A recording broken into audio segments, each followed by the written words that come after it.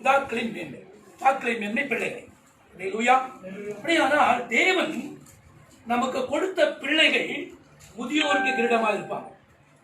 இரண்டாவது பிதாக்களுக்கு மேன்மையா இருப்பாங்க. அப்படியானால் பிதாவுக்கு மேன்மையான ஒரு புகழை கொண்டு வருவார்கள். அதான் மத்தியில் பிரச்சனை வருது. தேவன் நமக்கு கொடுத்த பிள்ளைகளுக்கு விசேஷ 7 குணங்களினாலே தாயின் வயிற்றில் இருக்கும் பொழுதே பரிசுத்த ஆவியினாலே அபிஷேகம் பண்ணி ஆசீர்வதிக்கிறார். அதில் முதல் குணம் என்று சொன்னால் முதியோருக்கு கிரீடமாக நம்ம பிள்ளைகளை கற்றுக் வைக்கிறார். முதியோர்கள் என்று சொன்னால் பெற்றோராகிய உங்களை பெற்றெடுத்த அப்பா அம்மா, தாத்தா பாட்டி என்று வைத்துக் கொள்ளுங்களேன். இரண்டாவது முன் தலைமுறைகள் என்று வைத்துக் கொள்ளுங்கள். அடுத்தது சபையின் மூப்பர்கள், சபையினுடைய ஜனங்கள். இவர்களுக்கு முன்பாக தேவன் பிள்ளைகளை கிரீடமாக வைக்கிறார். கிரீடம் என்றால் என்ன? ஞானம். வாசிக்கலாம் நீதிமொழிகள் 4வது அதிகாரம் 9வது வசனம். நீதிமொழிகள் 4வது அதிகாரம் 9வது வசனம். அது உன் தலைக்கு அலங்காரமான முடியை கொடுக்கும். அது மகிமையான எது? ஞானம். ஞானம் நம்முடைய தலைக்கு என்ன கொடுக்குமா? அதாவது பெற்றோருடைய தலைக்கு அலங்காரம் கொடுக்குமா, அப்புறம் அது மகிமையான கிரீடமா இருக்குமா. இப்ப தேவன் நம்ம பிள்ளைகளை முதல் ஞானம் உள்ள பிள்ளைகளை தேவன் தருகிறார். இந்த ஞானம் எதுவென்றால் நிறைய வசனங்கள் வேதத்தில் இருக்கிறது. ஆனால் அந்த சாப்டர் நான் போகல, வேற சாப்டர் எடுங்க. என்றால் இயேசு கிறிஸ்து பிள்ளை வளர்ந்தது அந்த பிள்ளையை கத்த ஞானத்தினால் நிரப்பினார். வாசிக்கலாம் லூக்கா சுவிசேஷம் 2வது அதிகாரம் 40வது வார்த்தை. லூக்கா சுவிசேஷம் 2வது அதிகாரம் 40வது வசனம். பிள்ளை வளர்ந்தது, ஆவியில பலன் கொண்டது. சரி, இப்ப இங்க ஜபா இருக்குது, பவித்ரா இருக்குது, அவங்க ரெண்டு பேரும் விட்டுலாம். ஜபா இருக்குது, பவித்ரா இருக்குது, பால் இருக்கிற, டேனி இருக்கு, சைனி இருக்கு. சைனியை விட்டுலாம், அவர் போட்டோகிராஃபர் விட்டுலாம். சரி, இவங்க இந்த 4 வசனங்களை பேரை போட்டு வாசிங்க. டானியேல் வளர்ந்து ஆவியில பலன் கொண்டான். டானியேல்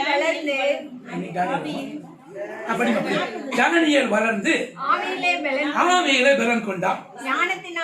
ஞானத்தினால் நிறைந்தான். தேவனுடைய கிருபையோ டானி மேல் இருந்தது. வாசிக்கலாம். ஞானத்தினால் நிறைந்து தேவன் நமக்கு பிள்ளைகளுக்கு ஞானத்தை கொடுக்கிற தேவன். அதனாலதான் இயேசு கிறிஸ்து 12 வயதுல பிரசங்கித்த பொழுது அங்கு வந்த எல்லாரும் ஆச்சரியப்பட்டாங்க. என்ன ஆச்சரியப்பட்டாங்க தெரியுமா? மார்க்கு சுவிசேஷம் 6ஆம் அதிகாரம் 2வது வார்த்தை. மார்க்கு சுவிசேஷம் 6ஆம் அதிகாரம் 2வது. ஓய்வு நாளான போது ஜெப ஆலயத்திலே உபதேசம் பண்ண தொடங்கினார். அநேகர் கேட்டு ஆச்சரியப்பட்டு இவைகள் இவனுக்கு எங்கே இருந்து வந்தது நடக்கும்படி ஏமே கரகத்தை சோதரிக்கலாமா? இயேசு கிறிஸ்துவின் ஞானத்தை பார்த்து அந்த சபையிலே அந்த ஓய்வு நாள் ஆலயத்தில் இருந்த ஜனங்களை பிரமித்தார்கள். உங்க பிள்ளைகளுக்கு அப்படிப்பட்ட ஞானத்தை தேவன் நிச்சயமாய் தந்துதான். தாயின் கருவில் இருக்கும்போது தந்திருக்கிறார். அதனால நீங்க செப்பரேட்டா ஜெபிக்க வேண்டிய அவசியம். அல்லேலூயா, அல்லேலூயா. வேதம் சொல்லுது கல்வி மானின் நாவை தருகிறார் என்று 50 வாசிக்கிறோம். மட்டுமல்லாது நீதிமொழிகள் 16:21 நீதிமொழிகள் 16:23 உதரலின் மதுரம் கல்வியை பெருக பண்ணும் என்று எழுதப்பட்டிருக்கிறது. இப்படிப்பட்ட கல்வி ஞானத்தை தேவன் உங்க கர்ப்பத்தில் இருக்கும் பொழுதே அபிஷேகம் பண்ணி ஆஸ்வதிக்கிறார். அதனாலதான் வேதம் சொல்லுகிறது இந்த ஞானம் முதியோர் கிரீடமா இருக்கும். இந்த வார்த்தையை கேட்ட உடனே ஆச்சரியப்பட்டாங்க. அல்லேலூயா. அதனாலதான் ஏற்கனவே உங்களுக்கு சொல்லியிருக்கிறேன், உங்க பிள்ளைகள் 12 வயசு ஆகும்போது பிரசவிக்கணும். நீங்க அதுக்கு முன்னாடியே பிரசவிக்கணும் தொடங்கிட்டீங்க. கர்த்தர் உங்களை ஆசீர்வதிப்பார். அல்லேலூயா. ஆன்லைன்ல டானி, ஷைனி, நம்ம பாலு, பவித்ரா, அனிதா எல்லாரும் வந்தாங்க. அல்லேலூயா. 8 பிள்ளைகள் இருக்கிறாங்க. நம்ம குட்டி பையனோட சேர்த்து இணைய சேர்த்து. அல்லேலூயா. இந்த 8 பிள்ளைகளுடைய தாய்மார்கள் கவனிக்கணும். கவனிங்க. அப்ப முதலாவது நீங்க அப்போஸ்தலர் 6 அதிகாரம் 10 வசனம் வாசிங்க. அப்போஸ்தலர் 6 அதிகாரம் 10 வசனம். சீக்கிரம் வாசிங்க, சீக்கிரம் முடிங்க. அவன் பேசின ஞானத்தையும் ஆவியையும் எதிர்த்து நிற்க கூடாமல் போயிற்று. கர்த்தர் அப்படிப்பட்ட ஒரு ஞானத்தினாலே ஸ்தேவானை அபிஷேகம் பண்ணியிருந்தார். அப்படியானால் உங்க இந்த ஞானத்திலே அபிஷேகம் பண்ணி உங்க பிள்ளைகளை மற்றவர்களுக்கு கிரீடமாக, மேன்மையாக, அதை மகிமையாக கர்த்தர் வைக்கிற தேவனா இருக்கிறார். அல்லேலூயா. அதனால் வேதம் சொல்லுது, சாலமோனுக்கு கர்த்தர் இருதயத்தை கொடுத்த ஞானத்தை பார்க்க சகல தேசங்களிலிருந்தும் அவனை வந்தார்கள். அல்லேலூயா. அப்படி ஒரு ஞானத்தை தேவன் சாலமோனுக்கு கொடுத்தது எதனால தெரியுமா? தாவீது கர்த்தருடைய இருதயத்தை ஏற்றவனமா இருந்தபடினாலே. தாவீது பெரிய ஞானவான்ங்க. அல்லேலூயா. கர்த்தருக்கு ஸ்தோத்திரம். ஆகவே தேவன் இந்த முதல் காரியமாக உங்க பிள்ளைகளுக்கு முதியோருக்கு கிரீடமான ஞானத்தினாலே உங்க பிள்ளைகளை அலங்கரிக்கிறார். அல்லேலூயா. இரண்டாவதாக தேவன் உங்க பிள்ளைகளை மகிமையினாலே முடிசூட்டுகிறார். அல்லேலூயா. கர்த்தர் சொன்னாரே, ஆதாமை ஆண்டவர் சிருஷ்டித்து கனத்தினாலும் மகிமையினாலும் அவனை முடிசூட்டினார் என்று எழுதப்பட்டது. இரண்டாவது உங்க பிள்ளைகளை தேவன் கொடுத்த காரியம் என்றால் உங்க பிள்ளைகளை எல்லாம் ரெடி பண்ணி தான் உங்க கையில் கொடுத்துக்கிறாரு. நீங்க ஒன்றும் ரெடி பண்ண அவசியம் இல்லை. எல்லாம் ரெடி பண்ணி அதை காத்துக்கொள்ளதான் நீங்க ஆலோசனை கொடுக்கணும். அதை விட்டு விலகாதபடி நினைச்சணும், காத்துக்கொள்ள ஆலோசனை கொடுக்கணும். அப்படி நம்ம அப்படித்தான் செஞ்சாரு. தாவீது அப்படிதான் சொல்லிட்டு போனார் சாகரத்துக்கு முன்னாடி. யாக்கோபு அப்படிதான் பிள்ளைகளை ஆசீர்வதித்து சொல்லிட்டு போனார். அல்லேலூயா. கவனிங்க. இரண்டாவது, உங்க பிள்ளைகள் உங்களுக்கு மகிமையை கொண்டு வருவார்கள். திருவள்ளுவர் ஒருத்தர் தமிழ்நாட்டில் இருந்தார். அவர் அழகான ஒரு கவி எழுதுவார். 1330 குறள் எழுதியிருக்கிறார். அவர் தோமா மூலமாய் சுவிசேஷத்தை கட்டி ரட்சிக்கப்பட்டார்னு சொல்றாரு. அல்லேலூயா. அதுக்கு அப்புறம் தான் படிப்பறிவில்லாதவர் வேதத்தை படித்த உடனே ஞானவானாய் மாறி வேதத்துக்கும் திருவுக்கும் அநேக கனெக்ஷன். அல்லேலூயா. அதுல ஒரு கவிதை ஒரு குறள் எழுதுறாரு. ஈன்ற பொழுதின் பெருதுவக்கம் தன் மகனை சான்றோர் என்று கேட்ட தாய். அல்லேலூயா. ஈன்ற பொழுதின் பெருதுவக்கம். ஒரு பிள்ளை பெற்றெடுத்தவர்கள் அந்த பிள்ளை சான்றோர் முன்பாக, முதியோர் முன்பாக, படிப்பாளி முன்பாக, ஞானவன்பாக அந்த பிள்ளை பேசுவதை கேட்ட சகல சான்றோரும், சகல பெரியோர்களும், சகல முதியோர்களும், ஞானவான்களும் இந்த பிள்ளையை பெற்ற கர்ப்பம் எப்படிப்பார், இந்த பிள்ளையை பெற்ற தாய் எப்படிப்பட்டவள்பார் அப்படின்னு சொல்லி அந்த பிள்ளையை புகழ்ச்சியாய் பேசும் பொழுது அந்த புகழ்ச்சி தாய்க்கு மகிமையாய் முடிகிறது. தாய்க்கு மகிமையாய் முடிகிறது. அல்லேலூயா.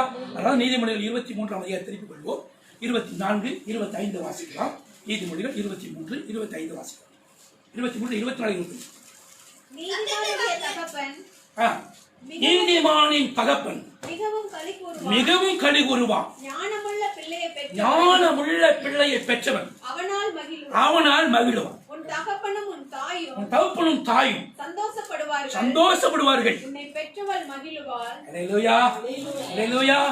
சில குடும்பங்களில் பிள்ளைகளை பெற்று துக்கப்படுவார்கள். எனக்கு சில குடும்பங்களை தெரியும். இந்த பிள்ளைகளை சிறு வயதில் அப்படியா நான் வளர்த்தேன், ஆனால் இன்னைக்கு எனக்கு துக்கத்தை உடுத்தி கொண்டிருக்கிறாங்க, வெக்கத்தை உடுத்தி கொண்டிருக்கிறாங்க, வேதனை பண்றாங்க.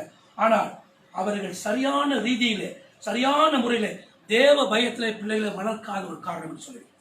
ஆனால் நீங்கள் நானும் உங்கள் பிள்ளைகளை சரியான பக்தி வயத்தில் வளர்க்கும் பொழுது உங்கள் பிள்ளைகள் உங்களுக்கு சந்தோஷத்தை கொண்டு வருவார்கள், உங்களுக்கு மகிமையான கிரீடமாக இருப்பார்கள், உங்களுக்கு மகிழ்ச்சியும் சந்தோஷம் உண்டாகத்தக்கதாய் உங்களுக்கு மேன்மையாக இருப்பார்கள். வேதம் சொல்வது லூக்கா சுவிசேஷம் 1ஆம் அதிகாரம் 14வது வார்த்தையை வாசிக்கும் போது யோவானை குறித்து இவ்விதமாக எழுதப்பட்டது. யோவான் ஸ்நானனை குறித்து இது எழுதப்படுகிறது. உனக்கு சந்தோஷமும் மகிழ்ச்சியும் உண்டாகும். அவன் பிறப்பின் நிமித்தம். அப்ப உங்க பிள்ளைகள் உங்களுக்கு பிறந்தது உங்களுக்கு மகிமையை கொண்டு வருவதற்கு. அப்ப கர்த்தர் உங்க பிள்ளைகள் மூலமாய் உங்களுக்கு ஒரு மகிமையை முடிசூட்டுகிறார். உங்க பிள்ளைகளையும் முடிசூட்டுகிறார். உங்க பிள்ளைகள் மூலமாய் என்ன வேதம் சொல்லுது? உங்களுக்கு பெற்றோர்களுக்கும் ஒரு மகிமையின் கிரீடத்தை சூட்டுகிறார் என்று வேதம் சொல்லுகிறது. அல்லேலூயா. இரண்டாவது, உங்க பிள்ளைகளை மகிமையினாலே முடிசூட்டி தந்திருக்கிறார். அல்லேலூயா. அல்லேலூயா. அப்ப நீங்க என்ன செய்யணும்னு கடைசியில் சொல்றேன். எல்லாம் அவரே செஞ்சுட்டாக்கா நம்ம என்ன செய்யணும் கடைசியில் சொல்றோம். மூன்றாவது, நிறைய பாயிண்ட்ஸ் இருக்கு, நான் சுருக்கம் முடிக்கிறேன், காட்டேஜ் இல்லையா. மூன்றாவது, உங்க பிள்ளைகளை மற்ற ஜனங்களாகவும் சபைக்கு முன்பாக திருஷ்டாந்தமாய் நிறுத்துகிறார், அடையாளமா நிறுத்த. வாசிக்கிறோம் ஏசாயா தீர்க்க தரிசன புத்தகம் 8வது அதிகாரம் 18வது வாரம். இதோ நானும் கர்த்தர் எனக்கு கொடுத்த பிள்ளைகளும் இஸ்ரவேலிலே, இதோ நானும் கர்த்தர் எனக்கு கொடுத்த பிள்ளைகளும் சீயோன் பர்வதத்தில் வாசமாயிருக்கிற சேனைகளின் கர்த்தராலே சேனைகளின் கர்த்தராலே இஸ்ரவேலில் அடையாளங்களாகவும் அற்புதம் இருக்கிறோம். இருந்தோம் அல்ல, இருப்போம் அல்ல, இருக்கிறோம். அப்ப கர்த்தர் உங்க பிள்ளைகளை திருஷ்டாந்தமாக நிறுத்துகிறார். அதனாலதான் லூக்கா 1:15 வாசிக்கிறோம். லூக்கா 1:15. லூக்கா 1:15. அவன் கர்த்தருக்கு முன்பாக அவன் கர்த்தருக்கு பெரியவனாய் இருப்பான். திராட்சரசமும் மதுவும் குடியான். தன் தாயின் வயிற்றில் இருக்கும் போதே பரிசுத்த ஆவியினால் நிரப்பப்பட்டிருப்பான். அவன் இஸ்ரவேல் சந்ததியாரில் அநேகரை அவர்கள் தேவனாகிய கர்த்தரிடத்திற்கு திருப்புவான். பிதாக்களுடைய இருதயங்களை முன்னாடி முன்னே நடப்பான். அடுத்த வருஷம் முன்னே நடப்பான். கீழமா தூதன் அவனை நோக்கி சரி, அதுன்னு படிச்சு பிதாக்களுடைய இருதயங்களில் பிள்ளைகளிடத்திற்கும் கீழ்ப்படியாதவர்களை அதுலதான் உத்தமமான ஜனத்தை கர்த்தருக்கு ஆயத்தப்படுத்தும்படியாக அவன் எலியாவின் ஆவியும் பலமும் உடையவனாய் அவருக்கு முன்னே நடப்பான். அதனாலதான் இயேசு கிறிஸ்து தங்களுக்குள்ள யார் பெரியவர் என்று சிசுகளுக்குள்ள அந்த காம்படிஷன் வரும்போது ஒரு சிறு பிள்ளையை அழைத்து முன்னாடி நிக்க வச்சு மார்க் 10:16 மத்திய 18:1-3 சிறு பிள்ளை ஒரு சிறு பிள்ளையை போல மாறாவிட்டால் அவன் பரவலத்தில் பிரவேசிக்க மாட்டார். சிறு பிள்ளை போல மாற வேண்டும் என்று சொல்லி சிறு பிள்ளைகள் மூலமாய் ஆவது கற்றுக் கொடுத்தார். இப்ப சிறு பிள்ளைகளை, உங்க பிள்ளைகளை கர்த்தர் உங்களுக்கு முன்பாக மட்டுமல்லாம அநேக ஜாதி முன்பாக நிறுத்தி ஒரு திருஷ்டாந்தமா அடையாளமாய் கர்த்தர் வைக்கிறார். இது அடையாளம் என்றால் சாட்சியை குறிக்கிறது. அதனால்தான் பரிசுத்த யோவான் இயேசுவின் மார்பிலே சாய்ந்து கொண்டு இயேசுக்கு மிகவும் அன்பாயிருந்த சேசனாகிய யோவான் காயு என்று சொல்லக்கூடிய அந்த சபையின் மூப்பனுக்கு எழுதும் பொழுது, காயுவே உன் பிள்ளைகள் சத்தியத்தில் சந்தோஷத்தை பார்க்கிறோம், வேற என்ன சந்தோஷம் உண்டு?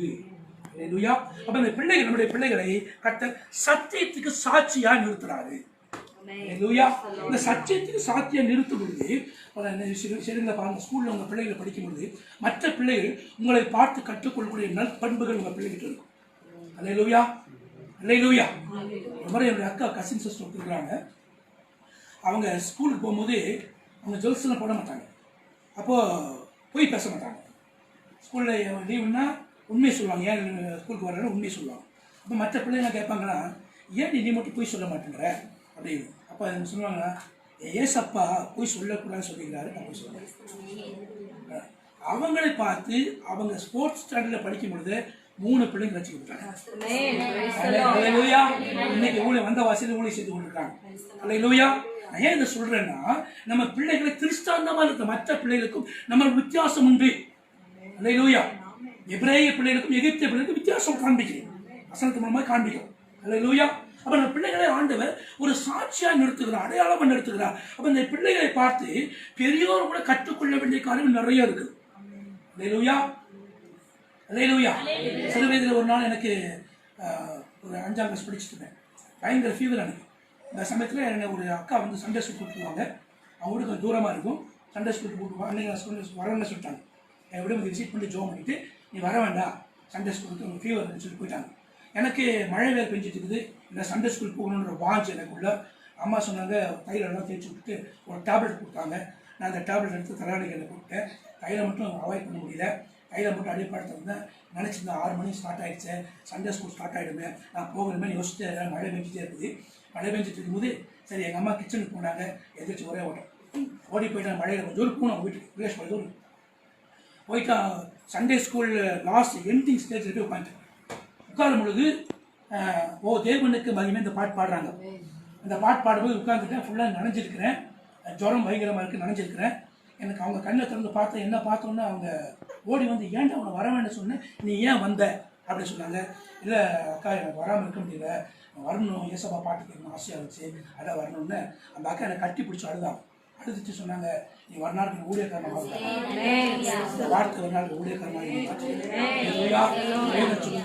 வேதம் சொல்லுது சிறு வயதுல நம்ம மற்றொரு சாட்சியா நிற்க வேண்டும். உங்க பிள்ளைகளை அப்படிதான் நிறுத்திருக்கிறார், அடையாளமா சாட்சியா நிறுத்திருக்கிறார். காயின் பிள்ளைகளை மட்டுமல்ல உங்க பிள்ளைகளையும் சாட்சி இருக்குது. இந்த சாட்சியை பார்த்து சாட்சி இல்லாத கூட இந்த சின்ன பிள்ளை எப்படி நல்லா இருக்குது அப்படி வெட்கப்பட்டு அவரை மனம் திரும்பி கிறிஸ்துவை ஏற்றுக்கொள்ள வேண்டிய சந்தர்ப்பங்கள் நிறைய இருக்கு. அவங்க பிள்ளைகளை மூன்றாவது தேவன் திருஷ்டாந்தமாய் சத்தியத்துக்கு சாட்சியாய் கத்த நிறுத்திருக்கிறாரு. அவங்க பிள்ளைகள் சொன்ன சத்தியத்தின் பிள்ளைகள். நான்காவது காரியம், உங்க பிள்ளைகள் பொருத்தனையின் பிள்ளைகள். வாசிக்கலாம் நீதிமொழியின் புத்தகம் 31ஆம் அதிகாரம் முதல் 2 வார்த்தைகளை கவிதை வாசிக்கலாம்.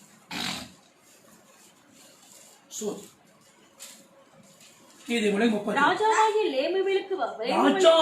லேமுவேலுக்கு அடுத்த வசனங்கள் அவன் தாய் அவனுக்கு பத்சேபா சாலமோனுக்கு போதித்து சொன்னது, என் மகனே, என் கர்ப்பத்தின் குமாரனே, என் பொருத்தனைகளின் புத்திரனே. ஆமென். அல்லேலூயா.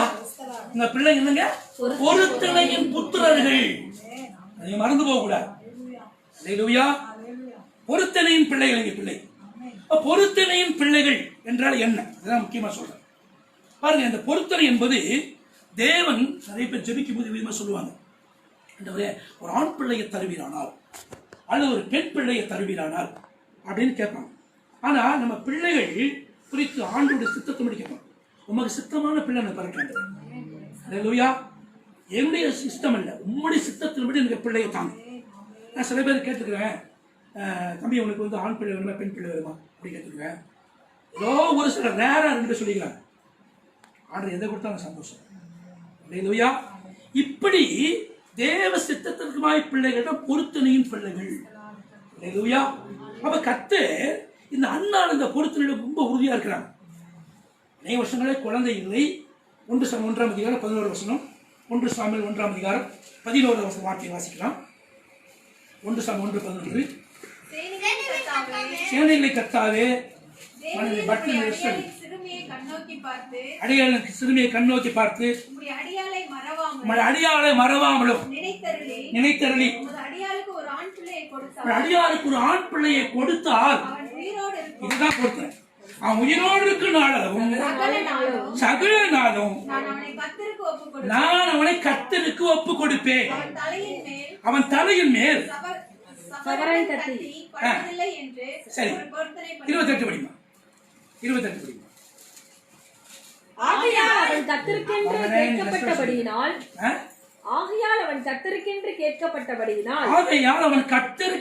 கேட்கப்பட்டபடியினால் அவன் உயிரோடுக்கும் சகல நாளும் அவனை கர்த்தருக்கே ஒப்புக் கொடுக்கிறான்.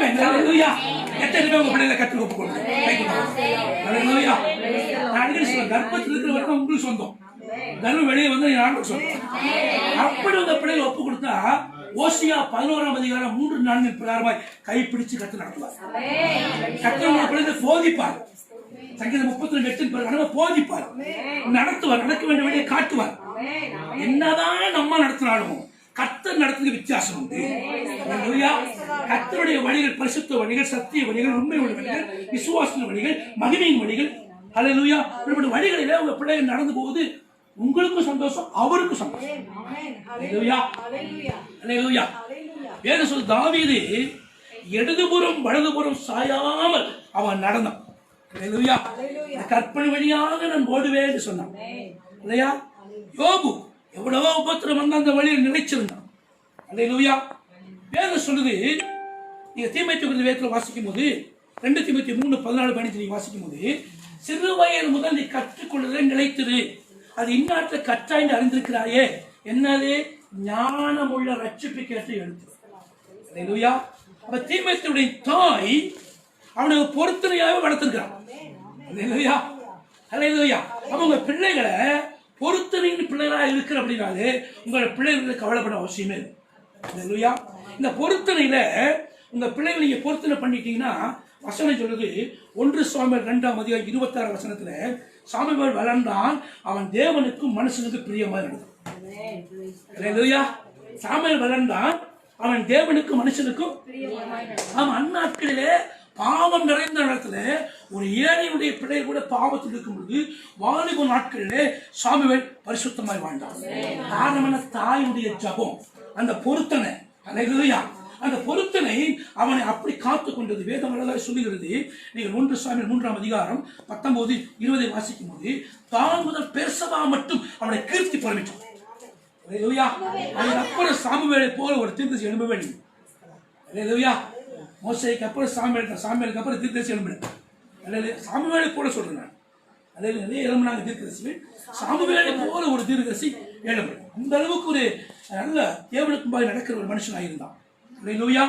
ஆகவே உங்க பிள்ளைகள் பொருத்தனையின் பிள்ளைகள் இருக்க வேண்டியது. இதுதான் மனோவாவுடைய மிஸ்ஸஸ் மனோவாவும் சிம்சோனும் ஒரு பொருத்தனையின் பிள்ளை தான். ஆனா அவங்க அந்த பிள்ளைய சரியா வளர்க்கல இல்லையா? அது இஷ்டத்துக்கு கொடுத்துட்டாங்க. வேலை சொல்றது நீதிமொழிகள் 22:6 பிள்ளையாண்டால் நடக்க வேண்டிய வழியில நடத்து அவன் முதிர் வயதிலும் இதை செய்ய மனோவா ஃபேமிலி தவறிட்டாங்க. அதனால நீதிமொழிகள் 29:15 பிரகாரமாய் வெட்கத்தை உடுத்தினார். அல்லேலூயா. ஆனால் சாமுவேல் மகிமையை உடுத்தினார். பெற்றோர்களுக்கு கனத்தை கொடுத்தான், மகிமையை கொடுத்தான். அல்லேலூயா. அதனால சாமுவேலை குறித்து கீர்த்தி பரம்பிச்சுன்னா அதுக்கு யாருக்கு நல்ல பேரு? அண்ணாளுக்கு நல்ல பேரு. அல்லேலூயா. அல்லேலூயா. கர்த்தருக்கு ஸ்தோத்திரம். அப்ப 4வது உங்க பிள்ளைகள் பொருத்தனையின் பிள்ளைகளாக இருக்கிறார்கள். அல்லேலூயா. அப்ப கர்த்தருடைய கரம் உங்க பிள்ளை மேல் இருப்பதால் பொருத்தனை. அல்லேலூயா. வேதம் அழகாக சொல்லுகிறது. லூக்கா சுவிசேஷம் 1ஆம் அதிகாரம் 66 வசனத்துல அந்த பிள்ளையை குறித்து கேள்விப்பட எல்லாரும் இந்த பிள்ளைகள் ஆச்சரியப்பட்டாங்க. அல்லேலூயா. ஏன்னா கர்த்தருடைய கரம் அந்த பிள்ளை மேல் எலியாவின் நாவே அந்த அபிஷேகம் அந்த பிள்ளை மேல். அல்லேலூயா. கவனிங்க, வேதம் சொல்லுது 4வது உங்க பிள்ளைகள் பொருத்தனையின் பிள்ளைகள். அல்லேலூயா. அப்படின்னா உங்க பிள்ளைகள் என்ன சொன்னோம்? உயிருள்ள நாள் வரைக்கும் கர்த்தருடைய கற்பனை விட்டு விடக்கூடாது. உயிராளர் கற்பனை நீங்க காத்து கொள்ளணும். என வேதம் அப்படி சொல்லுகிறது. உபாகமத்தின் புத்தகம் 6ஆம் அதிகாரம் 7-8 வாசிக்கலாம். உபாகமம் 6ஆம் அதிகாரம் 7-8 வாசிக்கலாம். இன்று நான் உனக்கு கட்டளையிடுகிற இந்த வார்த்தைகள் உன் இருதயத்தில் இருக்க கடவுது. நீ அவைகளை உன் பிள்ளைகளுக்கு கருத்தாய் போதித்து நீ உன் வீட்டில் உட்கார்ந்திருக்கிற போதும் வழியில் நடக்கிற போதும் படுத்துக் கொள்ளுகிற போதும் வசனத்தில் கருத்தாய் பிள்ளைகளுக்கு போதிக்கணும். இது யாருடைய வேலை? தாயுடைய வேலை. நிறைய குடும்பங்களை பாருங்க, நாள தாய் வளர்க்குதான். அல்லேலூயா. எங்க அம்மா வந்து ஜெபம் பண்ணாம சோறு பண்ண மாட்டாங்க. ஜெபிச்சாதான் சொல்றேன். அதுக்காகவே ஏதாவது சுருக்கமா ஜெபம் பண்ணிடுது. டெய்லி பைபிள் படிச்சாதான் டீ காபி. அல்லேலூயா. அதுக்காக ஏதாவது வசனம் சொல்றது. அது சொன்ன வசனத்தை மறுபடியும் சொல்லக்கூடாது. எங்க அண்ணன் ஒரே வசனத்தை மாசம் ஃபுல்லா சொல்லுவான். ஆதியில இதை வானத்தை இதே ஒரு மாசம் ஃபுல்லா தான். அல்லேலூயா. ஆனா எங்களுக்கு ஒவ்வொரு நாளைக்கு ஒரு வசனம் சொல்லணும். அப்படி எங்க அம்மா அப்படி வளர்த்தனாலதான் கர்த்தருடைய பிரதான கிருபையில அவங்க இருக்கிறாங்க இல்லையோ, இன்னைக்கு கர்த்தருடைய பிரதான கிருபையில அவர் நாமத்துக்கு மகிமையான சாட்சியை இருக்கிறார். அல்லேலூயா. ஒவ்வொரு பிள்ளைகளும் 8 பிள்ளைகள். என் தங்கச்சி 9 பிள்ளைங்க. எல்லாம் படிக்கிற படத்துல எனக்கு கொஞ்சம் விவரம் தெரியும். எங்க அம்மா ஒவ்வொரு தலைமையில ஜெபம் செய்வாங்க. இப்படி காலையில் பார்த்தீங்கன்னா 2 மணி 2:30 மணி எங்க அம்மா ஜெபிச்சு அப்படியே அழுது எங்கிட்ட கொஞ்சம் டைம் எடுப்பாங்க. எனக்கு ரொம்ப நான் கோவக்காரன், அதனால எனக்கு கொஞ்சம் அதிகமாக டைம் எடுப்பாங்க. டைம் எடுத்து ஜெபிப்பாங்க. அப்போ எனக்கு நான் கேட்டிருக்கிறேன், என்னோட ஊழியக்காரன் மாற்றேன், நம்மளோட ஊழியக்காரனை மாற்றேன், நம்மளோட ஊழியக்காரனை மாற்றேன். அப்படியே எங்க குடும்பத்தில் என்னை மட்டும் ஆண்டு பிரித்து. அப்போ தாய் பிள்ளைங்க ஜெபிப்பது மாத்திரமல்ல, வேத வசனத்தின் மட்டும் வளர்க்கணும். அல்லேலூயா. தாய் வந்து பிள்ளைகளுக்கு போதிக்கணும். அல்லேலூயா. அப்படி போதிக்கும் போது கர்த்தரும் இணைந்து போதிப்பார். வேத சொல்லும் பிள்ளைகள் நாள்தோறும் கர்த்தர் போதி போட்டிருப்பார்கள். உன் பிள்ளைகள் சமாதானம் பெரிதாக இருக்கும் என்று சொல்லி வேதத்தில் வாசிக்க. ஏசாயா 54ஆம் அதிகாரம் 13ஆம் வாக்கியத்தில் வாசிக்கும்.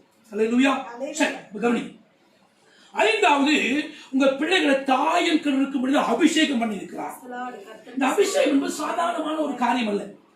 இந்த அபிஷேகம் எதுக்கு நம்ம கொடுக்கப்படும்? நம்மளை பாதுகாப்பதற்கு. அல்லேலூயா. பாதுகாப்பதற்கு என்ன? பாவத்தில் விழாதபடி, சாத்தான் நம்மளை தொடாதபடி, சத்ரு நம்மை மேற்கொள்ளாதபடி தேவன் நம்மளை பரிசுத்தாவின் மூலம் பாதுகாக்கிறார்.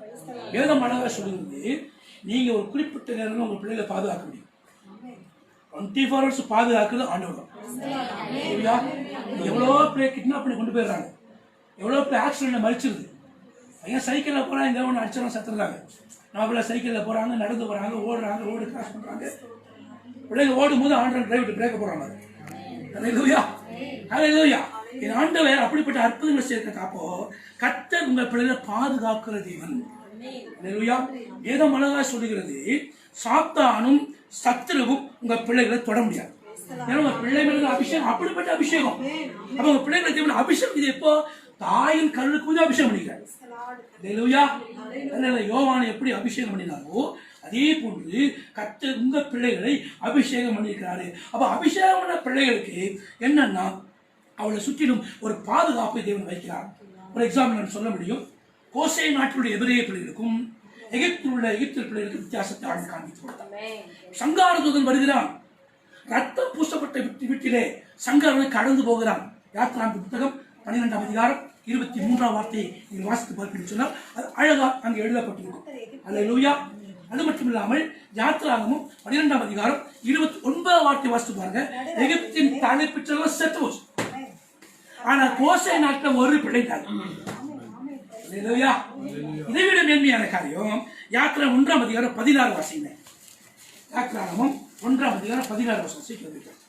நீங்கள் எபிரேய ஸ்திரீகளுக்கு மருத்துவம் செய்யும் போது அவர்கள் மனையின் மேல் உட்கார்ந்திருக்கையில் பார்த்து ஆண் பிள்ளையானால் கொன்று போடுங்கள், பெண் பிள்ளையானால் உயிரோடு இருக்கட்டும் என்றார். 17 மருத்துவச்சிகளோ தேவனுக்கு பயந்ததினால் எகிப்து ராஜா தங்களுக்கு இட்ட கட்டளையின்படி செய்யாமல் ஆண் பிள்ளைகளை உயிரோடு காப்பாற்றினார். 19 அதற்கு மருத்துவச்சிகள் ஆரோன் நோக்கி எபிரேய ஸ்திரீகள் எகிப்திய ஸ்திரீகளைப் போல அல்ல, அவர்கள் நல்ல பலமுள்ளவர்கள். 20 படிப்பா. இது நிமித்தம் தேவன் நன்மை செய்தார். 21 படிச்சது. குடும்பங்களை தழைக்க செய்தார். ஹalleluya. ஃபர்ஸ்ட் ராஜா ஒரு கட்டளை போடுறான், கொன்னுரு. இரண்டாவது கட்டளை போடுறான், கொல்லாத, தண்ணி ஊற்று, நதி ஊற்று. எப்படி ஆர்டர் மாத்துறாங்க பாருங்க. ஹalleluya. ஃபர்ஸ்ட் கொல்ல சொன்னா, ரெண்டாவது சொன்னா கொல்ல வேண்டாம். ஏன்னா எகிப்திய எபிரேய ஸ்திரீ பலம் உள்ளவர்கள், மருத்துவம் கர்த்தருக்கு பயந்த ஸ்திரீகள். ஹalleluya. தைரியமா செஞ்சாங்க. என்ன செஞ்சிருவாங்க ராஜா? ஹalleluya. அதை கேள்விப்பட்ட உடனே எகிப்திய ஸ்திரீ பலம் உள்ளவர்களப்பா, அவர்கள் மருத்துவத்தை போறதுக்கு முன்னாடி அவங்களுக்கு டெலிவரி ஆகிடுது. மணிப்பூர் ஹாஸ்பிட்டல் தேவையில்லை, எந்த தேவையில்லை, டக்குன்னு டெலிவரி ஆயிடுது. அப்படின்னு சொன்ன உடனே சரிப்பா நீ கொள்ளாத, அதை நதியில போற்று அப்படின்னு சொல்லி சட்டத்தை மாற்றும்படி பேசினார். ஹalleluya. வசனம் என்னன்னு சொன்னால் நம்முடைய பிள்ளைகளை சுற்றி ஒரு பாதுகாப்பை கற்று வைத்திருக்கிறார். எந்த ராஜாவானும் சரி, எந்த கட்டளையானும் சரி, நம்ம பிள்ளைகளை தொட முடியாதபடி, சாத்தானும் சத்துருக்களை மேற்கொள்ளாதபடி தேவன் பிள்ளைகளை சுற்றி வேலைக்கிறார். மட்டுமல்லாது நம்ம பிள்ளைகள் எப்படிப்பட்ட வியாதிகளும் பலவீனங்களும் அசுத்தனுடைய கிரியைகளும் தாக்காதபடி கர்த்தர் பாதுகாக்கிறார். அப்படின்னா கர்த்தர் கூடவே இருக்கிறார். வாசிங்க, நீங்களா வாசிங்க. ஆதியாகமம் 21ஆம் அதிகாரம் 20 வசனம். 21 தேவன் பிள்ளையுடனே இருந்தா போதுமா? ஹalleluya. நீங்க உங்க பிள்ளைகளோட உங்க பிள்ளைகளை ஆண்டு ஒப்பு கொடுத்தீங்கன்னா அந்த பிள்ளையோட கர்த்தர் ஜீவனாலதான் அந்த பிள்ளைகளை போயிருப்பாங்க. ஹalleluya. அடுத்த பாயிண்ட், உங்க பிள்ளைகளை திராட்சை கனியை போல கர்த்தர் ஆசீர்வதிக்கிறார். ஹalleluya. ஆதியாகமம் 49:22 பிரகாரமாய் யோசேப்பு கனிதரும் திராட்சை செடின்னு சொல்றாங்க. யோசேப்பு மட்டும் இந்த ஆசீர்வாதம். இயேசு கிறிஸ்துவுக்கு ஒப்புமையாய் ஆசீர்வதிக்கப்பட்டவன் யோசேப்பு. யோசேப்பு நானே மெய்யான திராட்சை செடி ஆண்டு சொன்னார் யோவான் 15ஆம் அதிகாரத்துல. அப்ப இயேசு கிறிஸ்துவுக்கு ஒப்புமையாக வைக்கப்பட்ட அடையாளமாய் சொல்லப்பட்ட ஒரு மனிதன் யார் என்றால் யோசேப்பு மாத்திரமே. ஹalleluya. அப்ப யோசேப்பை அடையாளம் வைத்த தேவன் இந்த யோசேப்பு ஏன் கனிதரும் செடி என்று சொன்னார் என்றால் வாசிக்க நியாயாதிபதி புத்தகம் 9ஆம் அதிகாரம் 13வது வசனம். நியாயாதிபதிகள் 9:13. சீக்கிரம் படி, டைம் ஆச்சு. அதற்கு திராட்சை செடி தேவர்களையும் மனுஷனை மகிழ பண்ணும். இப்ப திராட்சை செடி என்ன? தேவனை மகிமைப்படுத்தும். தேவனால் சிருஷ்டிக்கப்பட்ட தேவனுடைய பிள்ளைகளுக்கு மகிழ்ச்சி உண்டாகும். உங்க பிள்ளைங்க அப்படிதான் இருப்பாங்க. அல்லேலூயா. அதனாலதான் உங்க பிள்ளைகள் கர்த்தர் தந்திருக்கிறார். வேதம் சொல்ல சங்கீதம் 104:15 இருதயத்தை களிப்பாக்கும் திராட்சரசம், சந்தோஷம் உண்டாக்கும் திராட்சரசம். பிரசங்கி 10:19 திராட்சரசம் இருதயத்தை களிப்பாக்கும். துக்கமான இருதயத்தை கூட களிப்பாய் மாற்றக்கூடிய ஒரு கனி தரும் திராட்சை செடியாக கர்த்தர் யோசேப்பு வைத்திருந்தார். இந்த கனி என்பது ஆவிக்குரிய கனிகளை இணைத்துக் கொள்ளலாம். யோசேப்பு நற்பண்புகளை நிறைய காரியங்களை பார்க்கிறோம். அவனை குறித்து மற்றவங்க சாட்சி கொடுத்து, இங்க ஒரு எதிரிய பிள்ளை ஆண்டா இருக்கிறான், எங்க சொப்பனனுக்கு அவன் தான் விளக்கம் கொடுத்தான், அப்படி கூட்டிட்டு போயிடுவாங்க. அல்லேலூயா, அல்லேலூயா. அப்ப கனி என்பது நற்கிரிகள், நற்பண்புகள். இது என்ன கிறிஸ்துக்கு ஒரே பெரிய குணம், நற்குணம். அல்லேலூயா. யோசிப்பு பாருங்க, சகோதரர்கள் எல்லாம் துரோகம் பண்ணாங்க, என்ன பண்ணாலும், ஆனா அவங்க வரும் பொழுது அவன் என்ன செய்வாங்க, பனிஷ்மெண்ட். அல்லேலூயா. அதை ஏற்றுக்கொண்டான். அல்லேலூயா. ஏற்றுக்கொண்டு மட்டும் இல்லாமல் வேதம் அழகாக சொல்லுகிறது, அவன் பெற்றோர்களுக்கு செய்ய வேண்டிய கடமை செஞ்சாங்க. இந்த பிள்ளைங்க வச்சு அவங்க கடமை செய்யும். உங்கள் பிள்ளைங்க வந்து நீங்கள் பயப்படாதீங்க, நான் என் ஹாஸ்டல் கொண்டு விட்டுருவான், எனக்கு வயசாகிட்டு எனக்கு கொண்டு போய் ஓல்டேஜ் ஹோமில் விட்டுடுவான், எனக்கு கவனிக்க மாட்டான், எனக்கு கஞ்சி ஊற்றுவான். அப்போ கஞ்சி ஊற்றி பெரிய காரம், அப்போ நம்ம கஞ்சி தான் குடிக்க முடியும் வெளியே. அப்படிலாம் பயப்படாதீங்க. ஏன்னா அப்படிப்பட்ட பிள்ளைகளை இவனை ஒருபோதும் அனுமதிக்க மாட்டாங்க. உங்கள் பிரயாசத்தின் பலனை அவன் உணர்ந்து ஏற்ற வேலை உங்களை பராமரிக்க பிள்ளைய மாறுவான். வாசிக்கிறோம் 45ஆம் அதிகாரம், ஆதியாகமம் 45ஆம் அதிகாரம் 26, 27. 45, 26. யோசேப்பு உயிரோடு இருக்கிறான். யோசேப்பு உயிரோடு இருக்கிறான். அவன் எகிப்து தேசத்துக்கெல்லாம் அதிபதியாய் இருக்கிறான் என்று அவனுக்கு அறிவித்தார்கள். அவன் இருதயம் மூர்ச்சை அடைந்தது. அவன் அவர்களை நம்பவில்லை. அவர்கள் யோசேப்பு தங்களுடனே சொன்ன வார்த்தைகள் யாவையும் அவனுக்கு சொன்னபோது தன்னை ஏற்றிக்கொண்டு போகும்படி யோசேப்பு அனுப்பின வண்டிகளை அவன் ஆவி தகப்பன உயிர்த்தது. ஒரு ரதத்தை அனுப்புறான், எங்க அப்பா குடிக்கும், எங்க அப்பாவுக்கு செய்ய வேண்டிய கடமை செய்யும். சின்ன வயசுல 17 வயசுல வெளியே வந்துட்டாங்க. அல்லேலூயா. கிட்டத்தட்ட 13 வருஷம் 30 வயது வரைக்கும் அப்பாவை பார்க்கவே இல்லை. அதுக்கப்புறம் அப்பாவை மறக்கவே இல்லை. அல்லேலூயா. அதே மாதிரி அழுதுருப்பான்னு நினைக்கிறேன் நான். அல்லேலூயா. கர்த்தருடைய ஸ்தோத்திரம். அவங்க அப்பா வந்துட்டாருன்னு கேள்விப்பட்டோன்னே ஒரு புது வண்டி அனுப்புறேன்.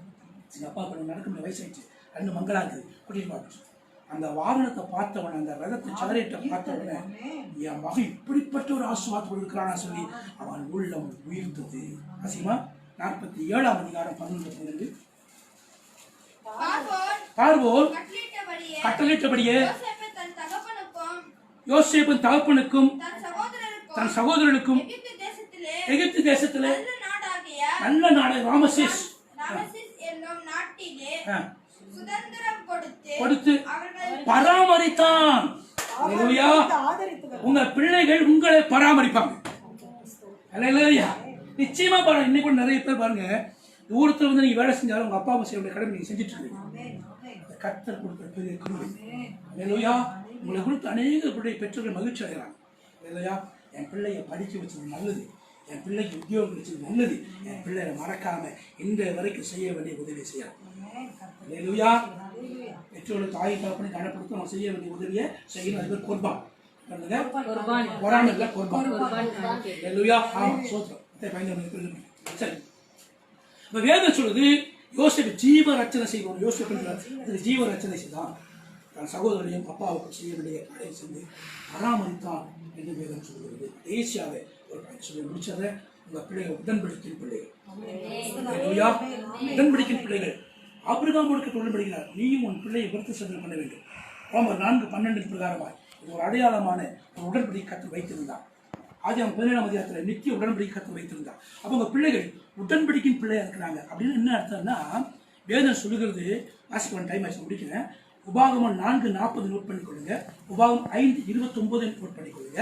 இந்த காரியங்களை பார்க்கும்போது உங்க பிள்ளைகள் இந்த கற்பனைகளை உங்க பிள்ளை இருதயத்தில் கற்று வச்சிருக்காரு. அந்த கற்பனைப்படி உங்க பிள்ளை நடக்குது. உங்க பிள்ளை உடன்படிக்கை பிள்ளை இருக்கிறாங்க. அப்படி உடன்படிக்கை என்று சொன்னால் கர்த்தருடைய சித்தத்தை செய்கிற பிள்ளை. அது மட்டுமல்ல, உடன்படிக்கை என்று சொன்னால் என்னாகும் 25ஆம் அதிகாரத்தில் 10 முதல் 13 வரைக்கும் நீங்க வாசிக்கும் போது அங்க அழகா சொல்லப்படுற பினேகாஸ் பாவத்தை பார்த்து கொந்தளிச்சு அவன் பக்தி வைராக்கியம் உள்ள மாறினான். உங்க பிள்ளைகளுக்கு பக்தி வைராக்கியம் உள்ள பிள்ளை தந்திருக்காரு. பக்தி வைராக்கியம் சிறு வயதிலிருந்தே ஊட்ட முடியும். இல்லையா? கிறிஸ்துவின் பக்தி வைராக்கியத்துக்கு வேதம் அழகாக சொல்லுது. பெனேகாசின் பக்தி வைராக்கியம், யோபின் பக்தி எழுதப்பட்டது, தாவீதின் பக்தி எழுதப்பட்டது. பக்தி உள்ள தேவன் தமக்காய் தெரிந்து கொண்டால் எழுதப்பட்டிருக்குது. பக்தி உள்ள இவனை பொருளழைப்பு சொல்லப்பட்டிருக்கு. அல்லேலூயா. அப்போ பக்தி உள்ள யூதர்கள், பக்தி உள்ள ஸ்திரீகள் சொல்லி வேதத்தில் நிறைய இடங்களில் வருகிறது. அப்போ கர்த்தர் உங்கள் பிள்ளைகளை பக்தி உள்ள பிள்ளைகளாக தந்திருக்கிறாரே. இது பக்தி வைராக்கியம், இது பக்தி வைராக்கியம். எந்த இடத்துல போனாலும் விக்கிரகங்களுக்கு படைக்கப்படுவது மட்டும் அவங்க பிள்ளைங்க நினைச்சோம் எடுத்து நிற்கிறாங்க. மாட்டேன் ஏன்னா என் ஆண்டவர் சொல்லியிருக்கார், பாச சொல்லிதான் சொல்லியிருந்தீங்க. எங்க வேதம் சொல்லுது, எங்க ஆண்டவர் சொன்னாங்க சொல்லிட்டு பிரச்சனை இல்லை. எங்க போனாலும் உங்க பிள்ளைகள் பரிசுத்தத்தை காத்துக்கொள்வாங்க, பக்தி வைரத்தை காத்துக்கொள்ள பிள்ளைகளை கத்த வைத்திருக்காரு. சொல்லிக்கிறேன். இந்த பெனேகாஸ் இந்த வர இடத்துல ஆரோனின் குமாரனாகிய எலையாசரின் குமாரன் வரும். ஆரோனின் குமாரனாகிய எலையாசருக்கு பேரான பெனேகாஸ். குமாரனான மகன். ஏன் இந்த பேர் வருதுன்னு சொன்னா, பெனேகாஸ் மூலமா எலையாசருக்கும் அவங்க தாத்தாவுக்கும் நல்ல பேர் உண்டாயிடுச்சு. எவனுமே இல்லை, பெனேகாஸ் மட்டும் வாழை காண்பிக்கும். அதனால வேத நீதிமொழி 10:7 நீதிமான் பேர் புகழ் பெற்று விடும், பிள்ளைகள் மூலமாக அவங்க பேர் புகழ் பெற்று விடும். இதை சொல்லுகிறது பிள்ளைகள் முதியோருக்கு கிரீடம்.